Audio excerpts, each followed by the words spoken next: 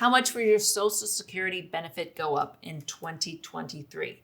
It's all over the internet, TV, newspaper articles, and it's all just speculation. We won't know until the end of the third quarter, and that is when the government will announce it. And it's tied to the consumer price index. So before we go into like how they come up with how much more money you're going to get, let me just give you the spoiler. You will get a lot more money in 2023. You'll get more money in 2023. A lot more than average cost of living increases have been over the past, since 1975. Is that good news? I mean, it could be worse, but let's just back up and talk about how this cost of living increase came to be and how they figure out how much it's going to be and if you will get it.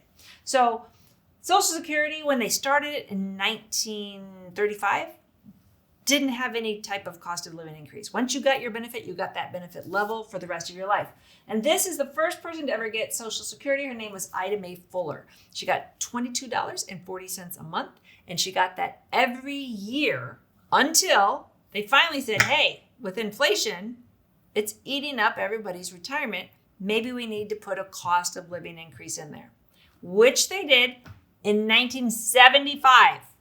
Okay, so from 35 to 75, nothing. So in 1975, when they brought in the cost of living increase, Ida Mae Fuller, her benefit went up nicely. And she's like our test person on Social Security, right? It's interesting that the lady didn't die till 100, so she really maxed out her Social Security. Anyway, in 1975, they came out with this cost of living increase, and they said, okay, since inflation's going to eat away the benefits of seniors, we got to figure out how we tie it to something, and they tied it to the consumer price index. Now, there's lots of different consumer price indexes, way more economics than most people want to know. I'll just tell you that the one they tied it to is controversial because people said the one you tied it to is a basket full of goods and services that doesn't necessarily reflect what people on Social Security spend their money on. So other consumer price indexes might be a better reflector, in which case people would get more money. Now, there's people, as you can imagine, on both sides of the political spectrum that are saying, hey, we don't need to give cost of living increases at all. We're giving too much money away. We're hurting Social Security, the solvency. And other people are saying, hey, these people are living on this. We need to take care of them. Inflation is eating away with it. We need to adjust the goods and services so that they get a better reflection of how much they lost in spending power each year. The number one thing that's not weighted well for people that are on Social Security is medical. They're not weighting that enough. How much we spend on our drugs and doctor visits, all are out of pocket. So, like I said, you can Google it if you want to go deeper into the economics of all the different types of consumer price indexes. But what you need to know is they don't just pick a number out of the air. Or they don't just say, oh, inflation in general is this. Because we all know they kind of lie about the inflation, right? So they have to use this formula that's tied to this consumer price index, which is the consumer price index. This is, there's many different ones, but ours is for, the next one is for consumer price index -W, which is for wage earners and clerical workers. So this is the graph that shows you what's happened to ours. And there is 2023 right there, baby. So you've gotten small COLA increases every year. And then boom, last year we got one of the largest ones that we've ever had. Look at this graph. Woo! Never seen something like that before, right? Even with the horrible inflation you have, I think that's 1980 right there. That's 2008.